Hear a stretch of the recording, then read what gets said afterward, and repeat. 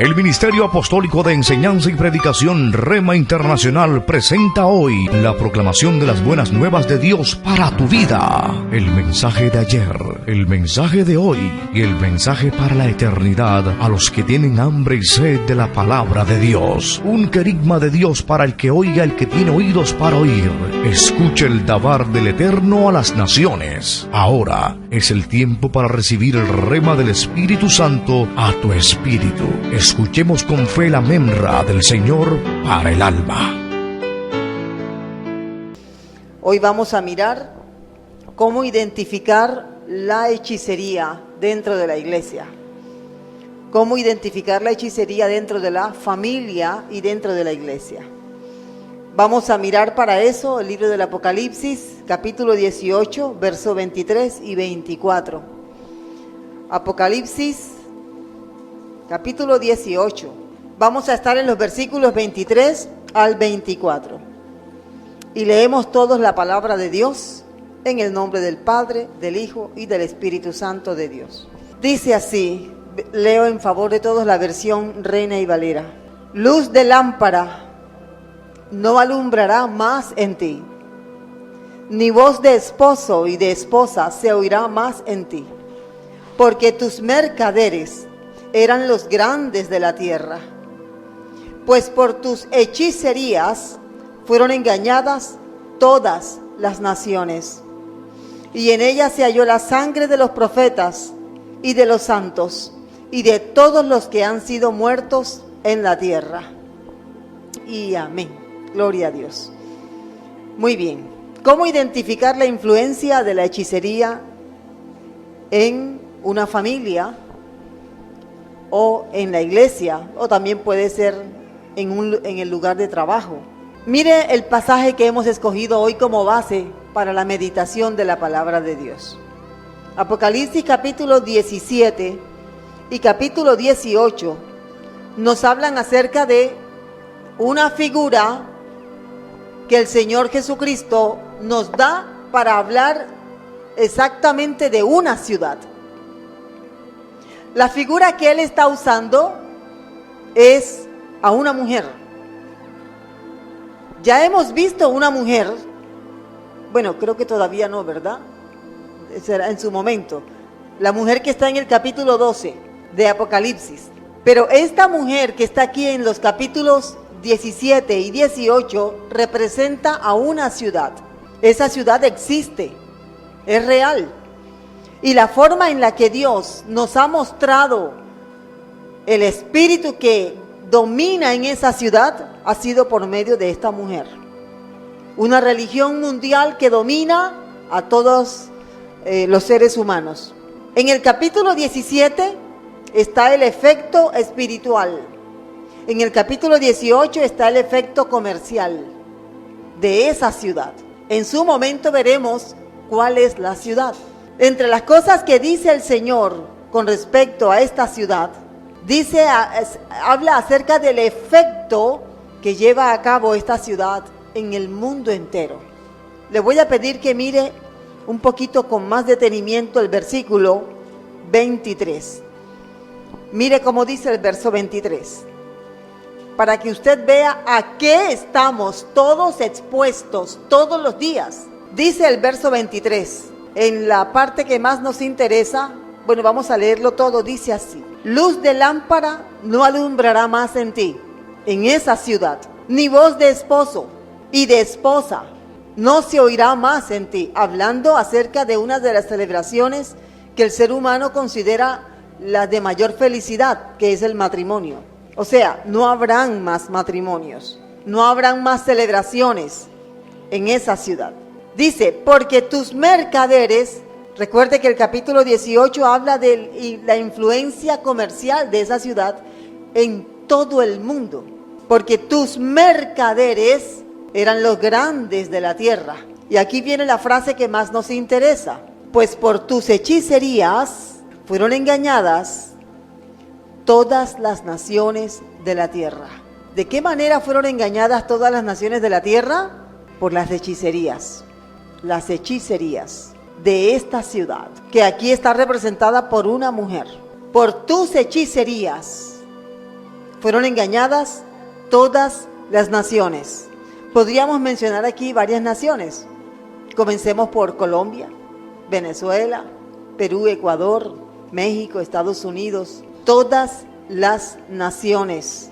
O sea que podemos decir con libertad y sin temor a equivocarnos que actualmente todas las naciones están bajo ese hechizo.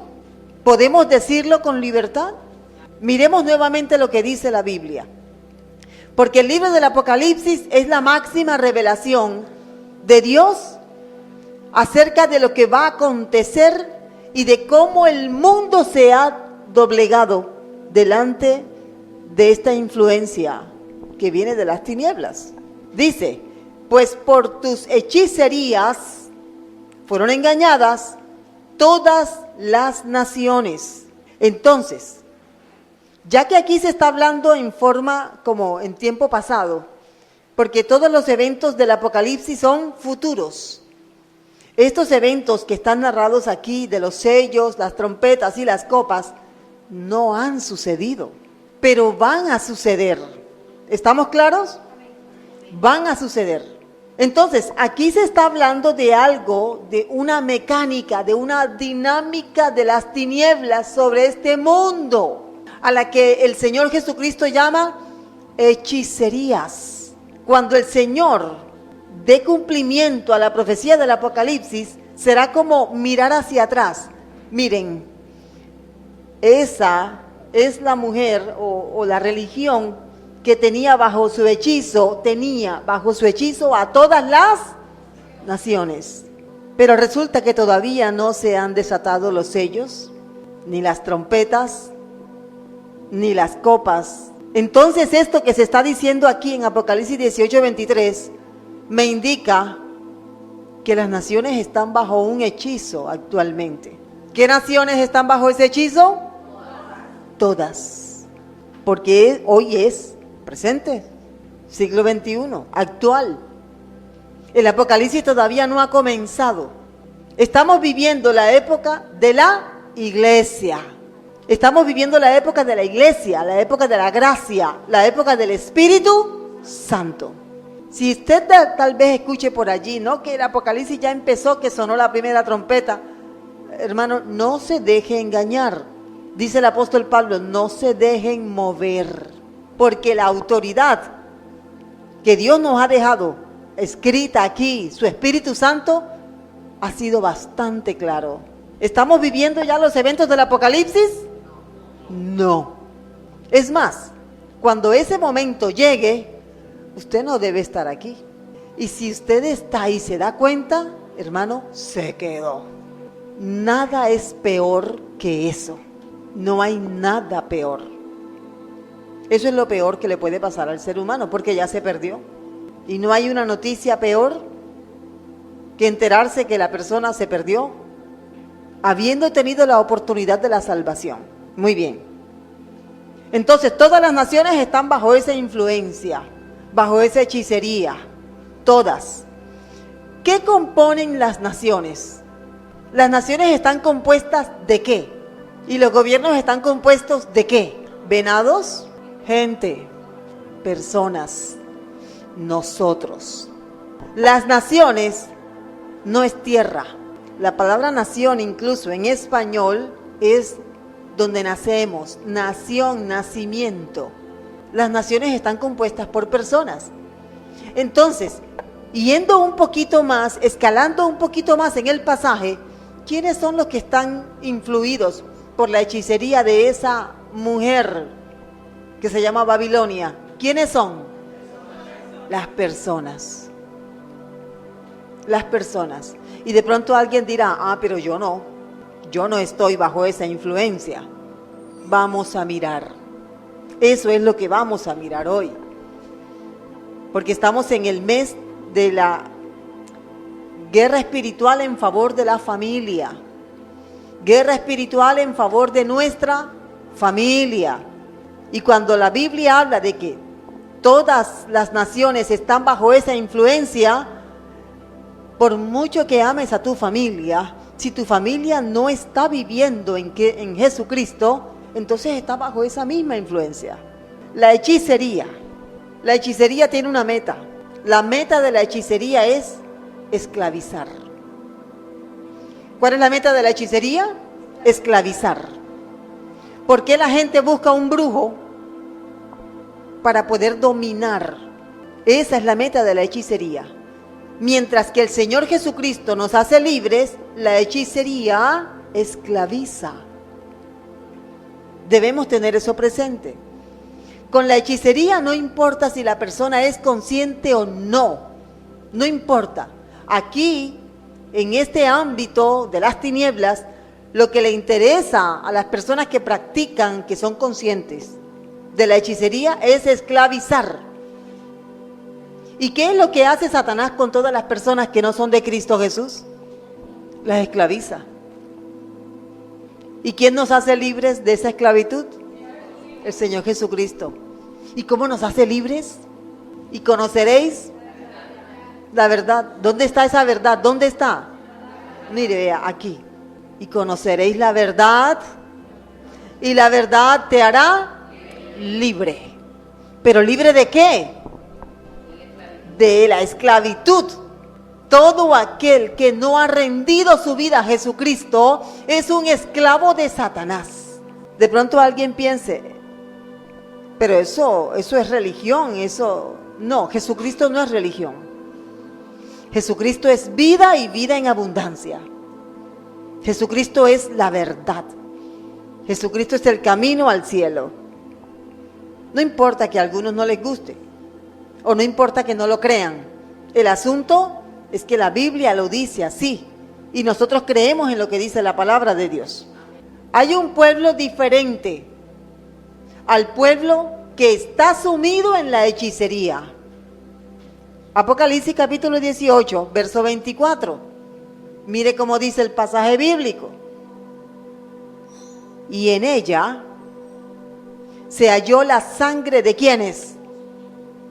De los profetas y de los santos y de todos los que han muerto en la tierra. Ahora pensemos un momento y pongamos un poquito más de atención y más de sentido a lo que dice el pasaje. En ella se halló. ¿Quién es ella? ¿De quién estamos hablando? De las naciones. Las naciones que están influidas ¿por quién? Por la hechicería. Así es. ¿Quiénes están en la mitad? ¿Quiénes están allí entre todas las personas que están bajo esa influencia? ¿Quiénes? Vamos a leerlo nuevamente. Leemos. Apocalipsis 18, 24. Mírelo ahí. Y en ella se halló ¿qué? La sangre de ¿quiénes? ¿Y de quién más? Y de los santos. Y de todos. ¿Quiénes son los santos? La iglesia. Los que son de Cristo. Los que han rechazado vivir conforme el mundo y han dicho: Jesús de Nazaret, yo quiero que tú seas mi Señor. Esos son los santos. Pero que no es de boca, no es de labios, es de corazón. Aquellos que están tratando de parecerse cada día más a Jesucristo. Entonces usted y yo, esto es para todos los que están queriendo parecerse cada día más a Jesús. ¿Cuántos son? Yo quiero parecerme más a Jesús. Esa es la meta. Cuando el Padre se manifiesta en el bautismo de Jesús, ¿qué fue lo que el Padre dijo? Mire, pongan atención. Este es el que me complace, el que me agrada. Sean como Él. Escúchenlo a Él. Si estamos entendiendo, ¿verdad? Entonces, aquellos cuya meta es que el carácter de Jesús sea formado en nosotros por medio del Espíritu Santo, esos son los santos. Lo tremendo es que como estamos en medio de este mundo, pero no somos del mundo, ¿se acuerdan? Estamos en el mundo, pero no somos del mundo. El mundo ama lo suyo. El que quiera que el mundo lo ame, tiene que ser mundano. Porque el mundo no quiere sujetarse a Dios. El mundo ama lo que es del mundo. Nosotros no podemos amar el mundo, porque el mundo aborreció a Jesucristo. Y el mundo nos aborrece a nosotros. Pero estamos aquí, nuevamente. Mírelo, Apocalipsis 18, 24. Podríamos decir, y en medio de ella se halló la sangre de los profetas y de los santos y de todos los que han sido muertos en la tierra. Amado hermano, estamos en medio, nosotros. Estamos en medio. Estamos en medio. Eso quiere decir que estamos en el mundo. Recuerde la oración de Jesús en el capítulo 17 de Juan. Padre, no te ruego que los quites del mundo, sino que los guardes del mundo. Porque el que tiene amistad con el mundo se constituye en enemigo de Dios. Así dice el pastor Santiago.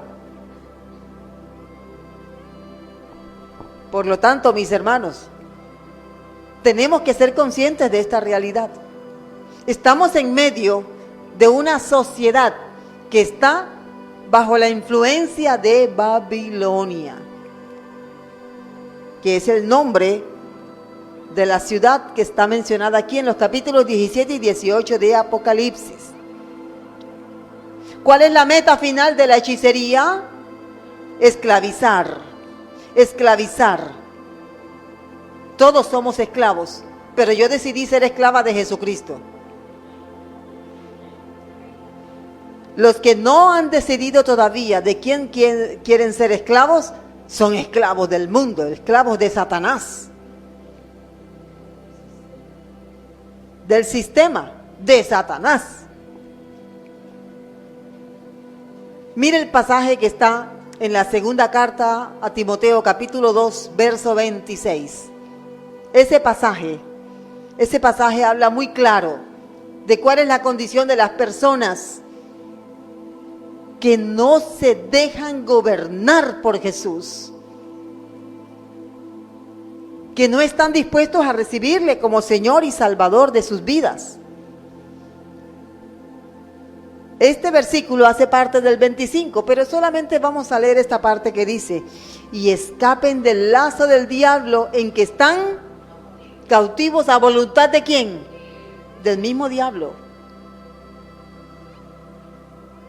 Así que yo prefiero ser cautiva de Jesucristo. ¿Por qué preferimos ser cautivos de Jesús?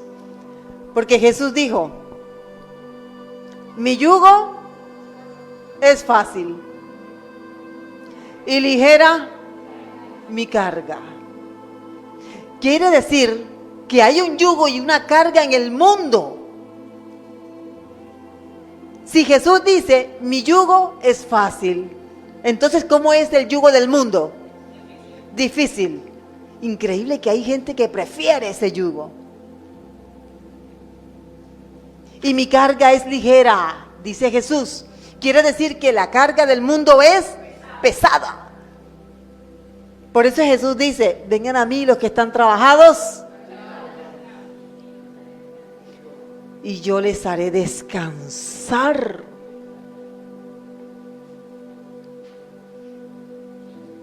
Pero hay gente, yo creo que a lo mejor todos pasamos por eso antes de que Jesús fuera nuestro Señor.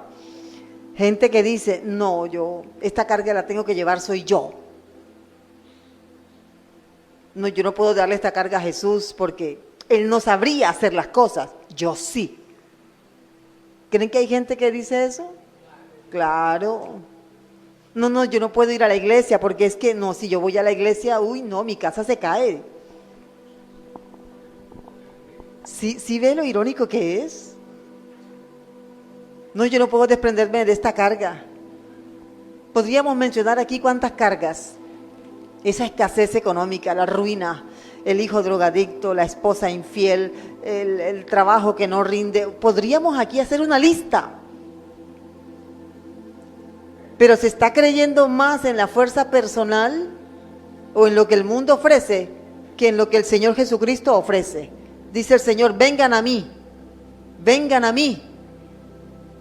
y yo les haré descansar. Porque la meta de la hechicería es esclavizar. Yo prefiero ser esclava de Jesucristo. ¿Cuántos esclavos de Jesús hay aquí? Amén. Confiéselo. ¿Recuerdan ustedes por qué es tan importante confesar? Las palabras tienen poder.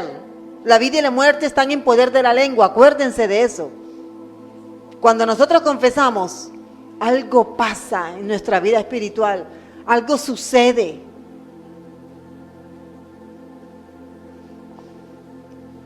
Así es como la Biblia nos enseña.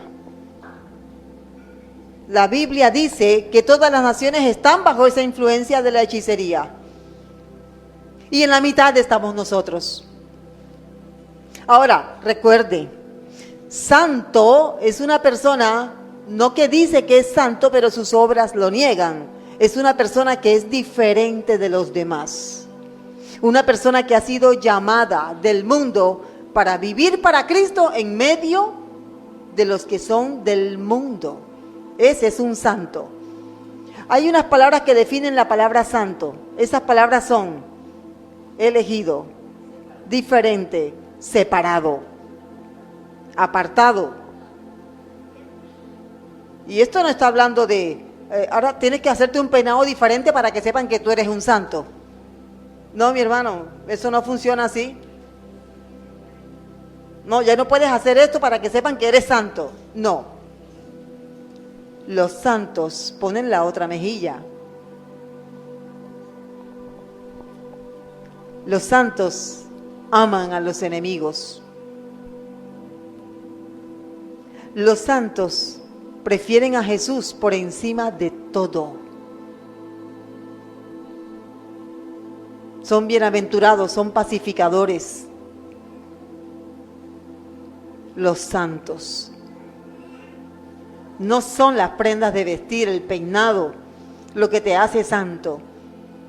Son las acciones. Para resumirte lo que es un santo, cuando la gente te ve actuar ante una situación difícil, la gente tiene que decir, ay, ¿tú quién te crees? Jesús. ¿Qué le vas a responder? Esa es mi meta. Esa es la idea. Mire, ahora Jesús aquí se va a dejar crucificar. Ayer estábamos viendo en la clase. Sí, eres, el santo, no pisa el piso. La vida de Ignacio de Antioquía, uno de los padres de la iglesia. Ignacio de Antioquía, qué hombre tan admirable. Él fue discípulo de algunos de los apóstoles del Señor Jesucristo, del apóstol Juan. También lo fue otro de los padres de la iglesia, conocidos así, se llama Policarpo de Esmirna. También fue sacrificado. Cuando a Ignacio le dijeron, Ignacio, huye, escóndete, Ignacio, porque es que él escribía, era un defensor de la fe y se había hecho notar. Y le dijeron, Ignacio, el emperador te busca, ¿por qué no corres? ¿Por qué no huyes? Y él dijo, ¿para qué? Si los leones están esperando saborear mi carne. Suena duro. Yo hubiera salido corriendo. Pero Ignacio no. Cuando llegaron a arrestarlo, Ignacio se entregó. Y murió devorado por leones en el circo romano, en el Coliseo romano. Policarpo se dio a la fuga, él estaba huyendo, un hombre de Dios. Y cuando se enteró de que habían atrapado a uno de sus discípulos, y le dijeron al discípulo, si tú nos dices dónde está Policarpo, tu pastor, te vamos a dejar vivir. Y él dijo, no, yo no voy a confesar dónde está mi pastor. Lo torturaron, lo amenazaron incluso con matarle a la familia delante de él. Y él dijo dónde estaba Policarpo, por amor a su familia. Lo dejaron vivir, pero él no tuvo que negar a Jesús. Ese es el punto. Policarpo se entera de que un discípulo de él lo habían torturado para sacarle información de dónde estaba él. ¿Saben qué hizo Policarpo? No, mis discípulos no los toquen. ¿Dónde me entrego? Y llega Policarpo y se entregó. Cuando ya él se entrega, le dicen, si tú niegas a Jesucristo y adoras al César, asunto resuelto. ¿Saben qué dijo Policarpo? 86 años le he servido a mi Señor y solo me ha hecho bien. ¿Cómo lo voy a negar en este momento? Con gusto voy a la hoguera. Mire qué testimonio. ¿Ustedes creen que hay hermanos que solamente un recibo llega y no hay con qué pagar? Y yo, ¿para qué estoy metido en esto? Ahora que soy cristiano no puedo pagar el recibo. ¿Se han escuchado a alguien así? Yo sí. Policarpo murió en la hoguera. Dice en un testimonio que Policarpo llegó y estaba cantando. Primero oró y le dio gracias, Señor, por hacerme partícipe como mártir por ti. Y lo amarraron, prendieron la hoguera y comenzó a quemarse Policarpo y seguía cantando. Una de las cosas que vamos a aprender, el poder de la alabanza, mi hermano, en la adoración, en la casa, en la familia, la alabanza, mi hermano. Murió Policarpo de Esmirna, una de las iglesias del Asia Menor. Esos son los santos. ¿Qué quiere decir esto? Te voy a dar la noticia más fuerte de toda la enseñanza. Vivir en medio de Babilonia es posible que le cueste la vida a algunos. Y tal vez aquí en nuestro territorio la persecución es muy elegante. Por ejemplo,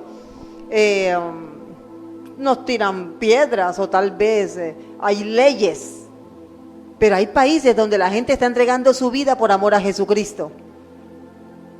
Y yo sé que han visto las noticias.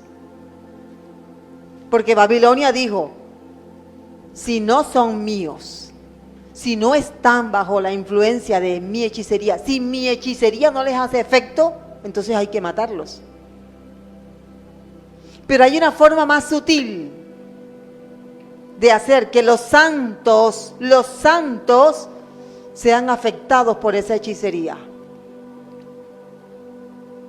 Yo debo entonces tomar la decisión. Yo estoy en medio de esta situación, de este mundo, pero yo no soy de este mundo, yo soy de Jesucristo. No vamos a perder la vida, pero hay otras cosas. Hay otras cosas. Recuerdo la mujer que ella se convirtió al Señor, pero el esposo no. El esposo no quería nada con el Señor. Y le dijo, yo no quiero saber que tú vas a la iglesia. Porque si tú vas a la iglesia, conmigo ya no cuentes más como esposo. ¿Qué hubiera hecho usted? ¿Qué le hubiera aconsejado a esta mujer? No estoy hablando de otro país, estoy hablando de algo que pasó aquí en Barranquilla. Entonces, ¿qué hizo ella? Comenzó a asistir a la iglesia a escondidas, diciéndole mentiras al esposo, hasta que el Señor la confrontó. El Señor le dijo, si tú quieres que yo sea tu proveedor. Si tú quieres que yo sea tu Dios, tú no puedes seguir engañando a tu esposo conmigo. Qué tremendo. Entonces ella como que se envalentonó. Yo voy para la iglesia. Y el esposo le dijo, conmigo no cuentes más. Y fue a la iglesia. Cuando llegó, el varón había empacado toda su ropa y se había ido.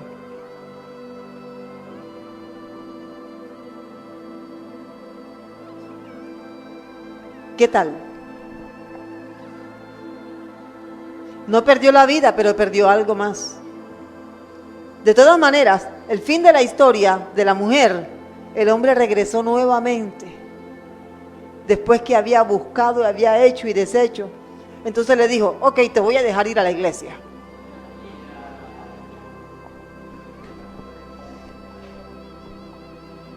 Pero a mí no me hables de tu Cristo. Hasta donde traté con ella, ella todavía mantenía esa lucha. No podía llevar a nadie de la iglesia a la casa y así, pero ella iba a la iglesia. Porque es que mire, el Señor Jesucristo muere en la cruz, desnudo, latigado, en vergüenza delante de todos. Y acá hay personas que les da pena decir, yo soy de Cristo, yo soy cristiano. Ah, ¿tú eres cristiano? Bueno, a mí me invitan a la iglesia y yo voy. Eso no es confesar a Jesucristo. Eso es disfrazar la confesión por vergüenza. Vamos a ver cuáles son las estrategias o las señales de que una persona está bajo la hechicería de Babilonia. Son 4 en total. La primera es la manipulación. La manipulación. Segunda, la intimidación. Tercera, la seducción. Y cuarto, dominación. Hoy vamos a ver la manipulación. La hechicería, una de las señales de que una persona está bajo los efectos de la hechicería es la manipulación. ¿Qué es la manipulación entonces? Intervenir con medios, escuche lo que es la manipulación. Intervenir con medios hábiles, a veces disimulados. Puede ser en política, mercado, familia, distorsionando la realidad. Y todo por un interés, un beneficio, algo que se quiere conseguir. En la manipulación siempre hay un disfraz, hay mentira. Y nosotros no podemos ser practicantes de la manipulación. Mire, la manipulación es es como provoca una adicción en la persona. La persona que se acostumbra a manipular a los demás para conseguir sus objetivos, oiga, dejar de manipular le va a costar. El asunto es que nosotros, los seres humanos, somos manipulables y podemos aprender a manipular. Ejemplo, desde pequeño un bebé en la cuna apenas se da cuenta que si llora lo cargan, lo sostienen en brazos. ¿Sabe qué va a hacer al día siguiente? La misma operación. Ya él sabe, cuando yo grito, cuando yo lloro, consigo lo que quiero. ¿Y qué es lo que quiero? Que me carguen, que me saquen de la cuna. ¿Vio? Entonces, como el niño por instinto aprende a manipular, no le falta nada, tiene su pañal limpio, tiene su barriguita llena, está todo en orden, pero él quiere estar en brazos. Desde pequeño, desde días de nacido. Eso es manipulación. No le falta nada, pero él hace creer que le falta todo a través del llanto. Apenas lo sostienen en brazos, se le quita el malestar. Eso es manipulación. Entonces, en las familias es donde se aprende la manipulación. ¿Y de quiénes se aprende la manipulación? De papá y mamá. La manipulación.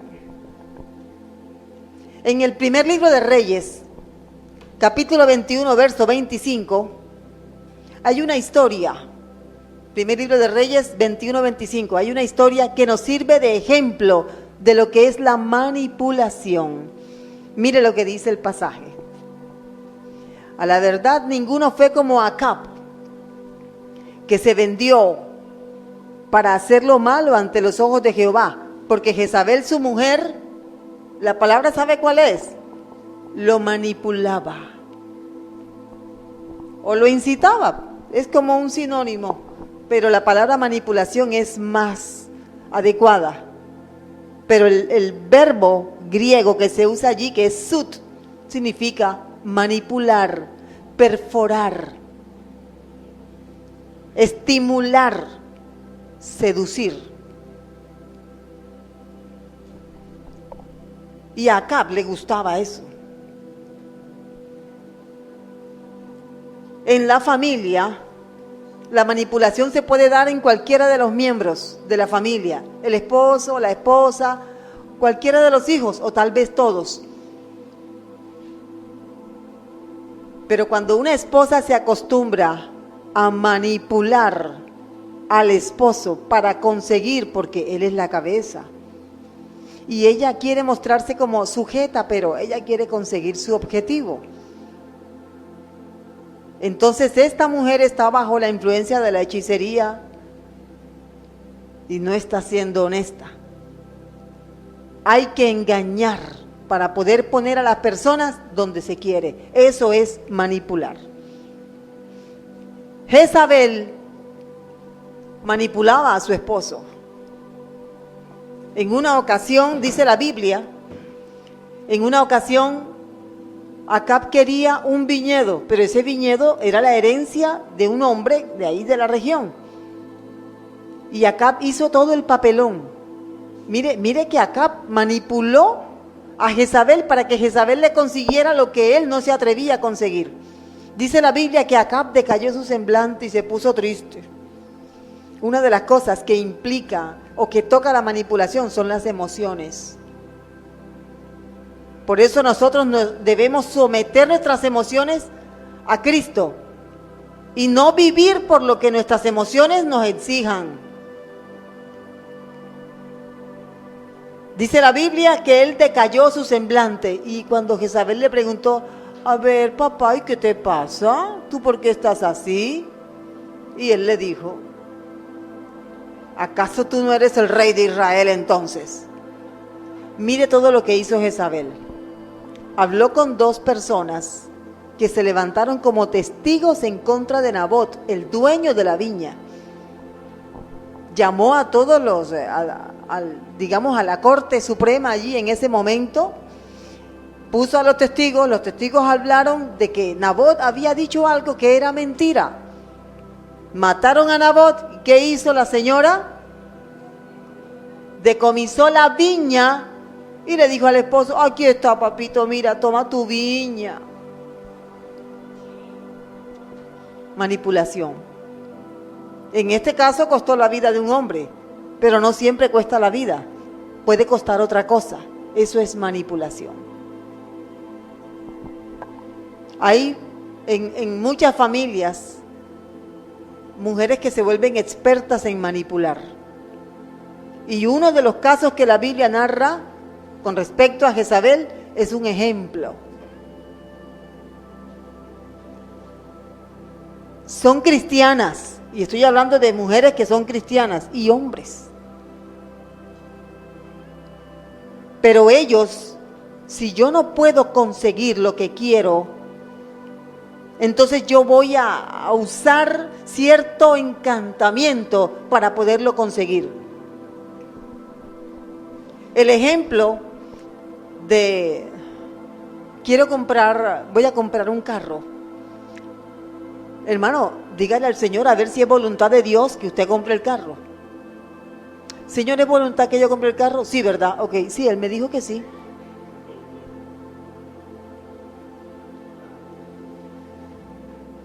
Y después dicen, Dios me dijo.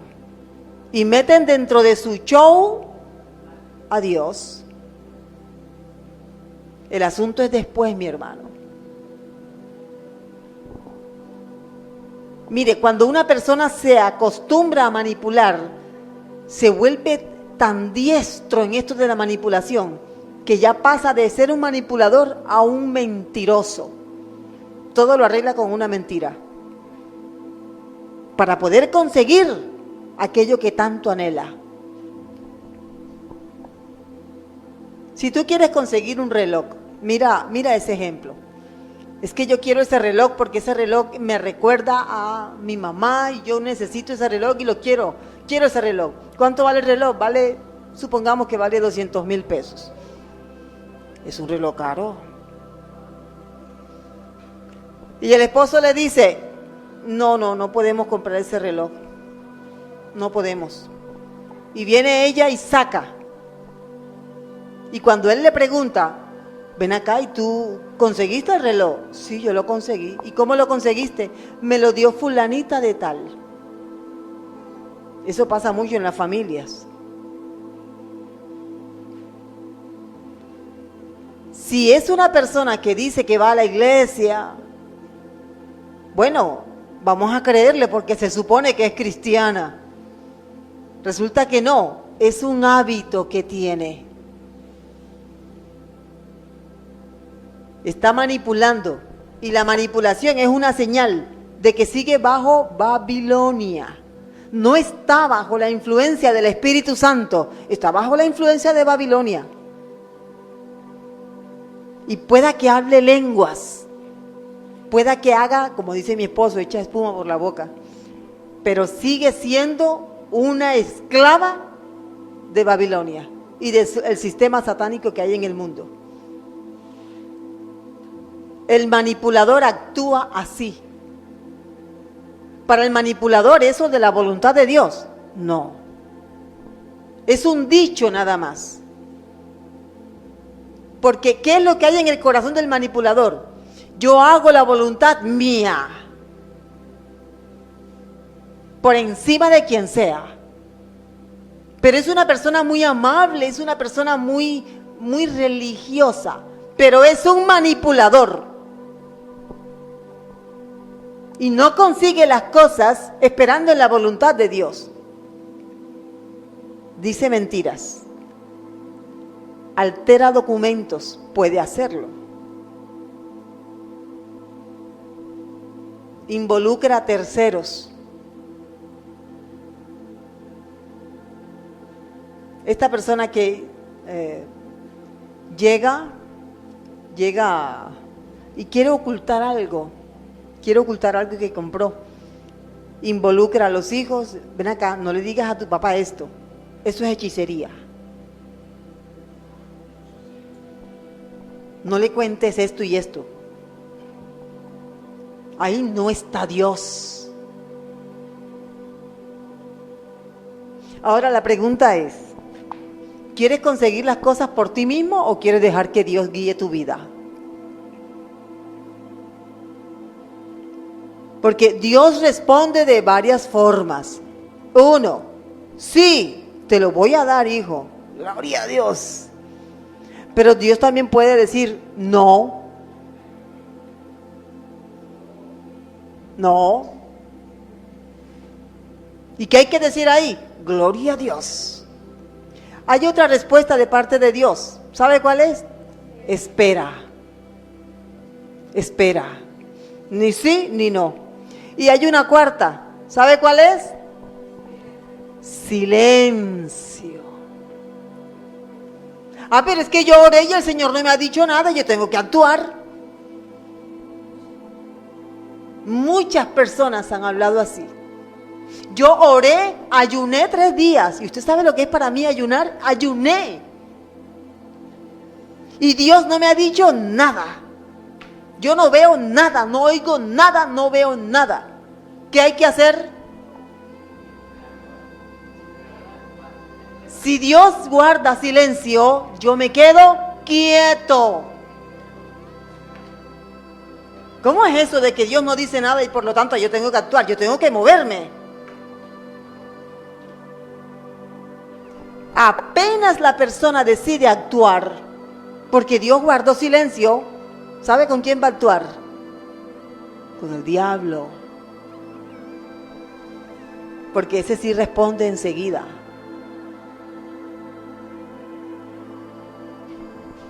O lo que le pasa al hermanito. Tuvo una emergencia económica, gastó más dinero del que debía gastar, llegó el momento de pagar el arriendo y no había para el arriendo. ¿Y qué hace el hermano? Señor, aquí estoy delante de ti, Señor. Tú sabes que yo necesito pagar el arriendo. Hoy es el día final. Hoy es el plazo, Señor. Así que yo necesito, Señor, que tú envíes cuervos o ángeles, pero envía, Señor. Resulta que el Señor no dijo nada, pero llegó el cobradiario al lado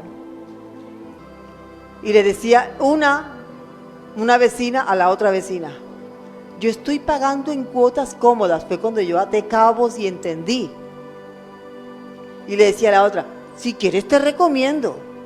Y la otra le dijo: no, yo no quiero eso. Bueno, se presentó el cobradiario. ¿Y sabe qué dijo esta persona? Dios me mandó un cobradiario. Claro que él no lo dijo así. Él dijo: Dios me ha mandado una solución provisional. Esa solución provisional que no venía de Dios, casi le cuesta la vida. Hay que aprender a confiar en Dios, mi hermano, porque es todo lo opuesto a la manipulación. No te desesperes.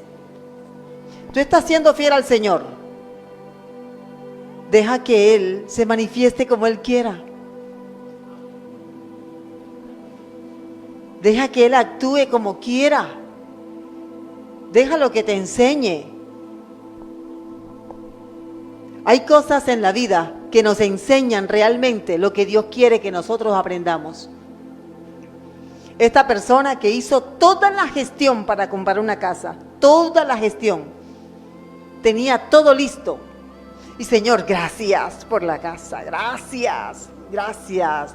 A fin de cuentas, no se aprobó. ¡Ah! No puede ser. Pero si yo le di las gracias al Señor, yo hice todo, Señor, yo hice todo. Oiga, el Señor dijo que no. ¿Qué hay que hacer en ese caso? Dad gracias en todo, porque esta es la voluntad de Dios. Pero también está la posibilidad del al lado, ¿no? El cobradiario, el gota a gota. ¿Con quién hay que hablar? ¿Cuánta gente? ¿Cuánta gente? Este caso ya se ha repetido. Yo pensaba que era algo... Oiga. Sí, señor. Ahora que usted cuenta eso, a nosotros nos ofrecieron algo así. Y cuando vimos los papeles, ¿y quién es esta persona? Ustedes. Y yo soy todo eso. Algo así más o menos. Sí, es que hay que hacer así para que les den el préstamo. No, señor. Eche para atrás eso, no, señor.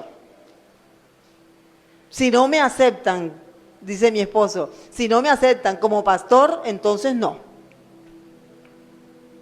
No, es que los pastores, ellos viven por fe, entonces no. Ok, no. Hay que aprender a depender de Dios. Mire, aún en situaciones en las que tú estás convencido que el asunto va a salir a tu favor, si a fin de cuentas no sale, es mejor ahorrarse el mal rato, porque Dios te va a enseñar. Dios te está enseñando a depender de Él. Pero si tú no aprendes a depender de Dios, sino de ti mismo, porque la carga la llevo yo, Dios no sabe lo que es venir aquí. Básicamente están diciendo eso, Dios no sabe lo que yo sudo aquí. Yo tengo que moverme, tengo que actuar. Ahí están las cuentas con el diente pelado, tengo que hacer algo. Jehová es mi pastor y nada me faltará. En lugares de delicados pastos me hará descansar. ¿Dónde está eso? Así es. Gracias. Oportuno. Pero si yo no aprendo a descansar en el Señor, nunca voy a poder testificar algo de parte de Dios. Porque mi humanidad es quien tiene que resolver. Ahora, fíjese usted lo difícil que es aprender a confiar en Dios. Porque venimos de un mundo que nos enseñó a manipular. En el mundo se enseña a la gente a que tienen que manipular. Porque el vivo... y el bobo, así que, mi hijo, avíspese. Y si usted no altera, mira lo que le decían a mi esposo, es que así, si no alteramos la pesa, entonces hay quiebra. Tienen que alterar la pesa para poder tener ganancia. En el mundo tendréis aflicción. ¿Decimos amén? En el mundo tendréis aflicción, pero confíen, yo vencí. Porque es que el mundo tiene sus reglas. El billetico por debajo. Me gustó tanto el testimonio de un hermano que no sé qué señal de tránsito fue la que se pasó y él iba con toda su familia en el carro y lo detuvo un policía de tránsito. Y el policía de tránsito le dice, usted cometió una infracción y la multa de esta infracción es un salario mínimo. Así que usted puede pagar la infracción. Comenzó el policía a dar vueltas y el hermano, bueno, pues, pero él trató pero yo no vi la señal. Él estaba explicando que no había visto que la infracción estaba allí. Y el agente de tránsito dando vuelta y se le acerca y le dice, si quiere arreglamos esto. Usted me pasa, exacto, y se libra. Y mira lo que le dijo el hermano. Yo vengo de la iglesia, vengo con mi familia, yo no puedo hacer eso.